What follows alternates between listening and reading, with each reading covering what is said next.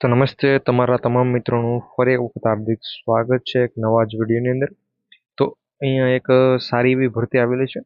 મધ્યાહન ભોજનની અંદર સંચાલક માટેની ભરતી આવેલી છે. મિત્રો તમને ખબર જ હશે કે કોઈ પણ સ્કૂલ હોય છે એમાં મધ્યાહન ભોજન છે શરૂ હોય છે.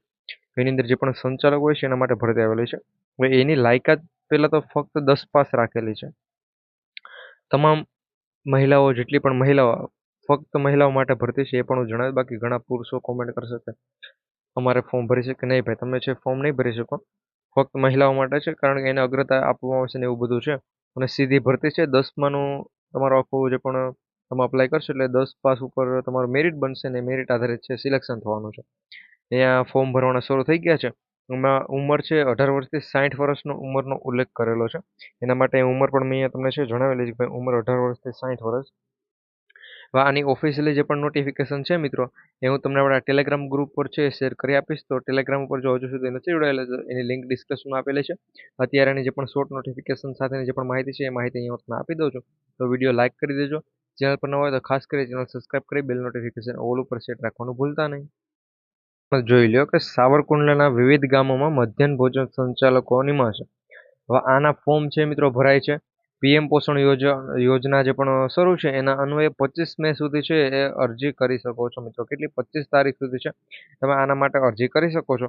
તો હજુ પણ મિત્રો આપણા પાસે થોડો ઘણો સમય છે, તો ખાસ કરી અરજી કરી દેશો. ને આ જે પણ ભરતી છે ને ફોર્મ ભરવાની જે પણ શરૂઆત કહેવાય એ પણ મિત્રો મને ટૂંક સમય પહેલાં જ થયેલી છે, 4-5 દિવસ પહેલાં જ થયેલી છે. એના માટે આ વિડીયો અત્યારે હાલ તમારા માટે બનાવેલો છે. અહીંયા તમે જોઈ શકો છો કયા ગામમાં કેટલી જગ્યાઓ તમને જોવા મળશે, કઈ કઈ શાળાઓ છે, નંબર કેટલામાં છે, કેન્દ્ર નંબરનો નંબર અહીંયા લખેલો છે. આ ભરતી સાવરકુંડલાની અંદર છે.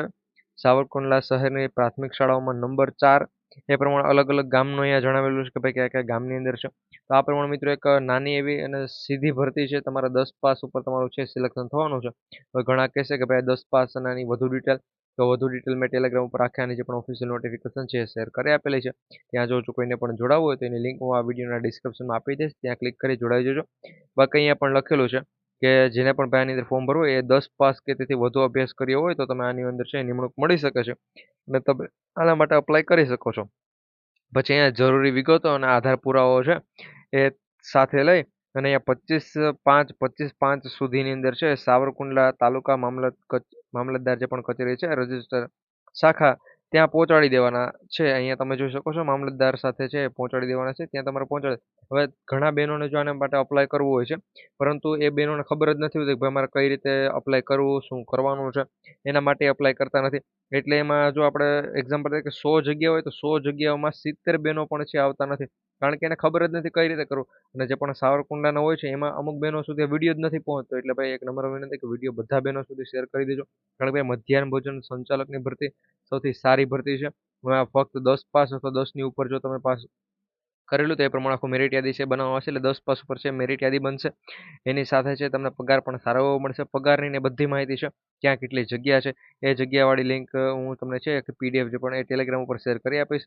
અને વિડીયો બધા બહેનો સુધી છે શેર કરવાનું ભૂલતા નહીં. અને હું છે ટૂંક સમયની અંદર આ ચેનલ પર જ એક વિડીયો લાવી દઈશ 25 તારીખે આપણે, એટલે આજે મિત્રો સાંજે, આજ સાંજે કલાક 2 કલાક પછી એક વિડીયો આવી જશે. એના ઉપર કઈ રીતે ફોર્મ ભરવાનું છે ત્યાં કોન્ટેક્ટ કરીને પછી અમે તમારા માટે એક વિડીયો બનાવી દઈશું.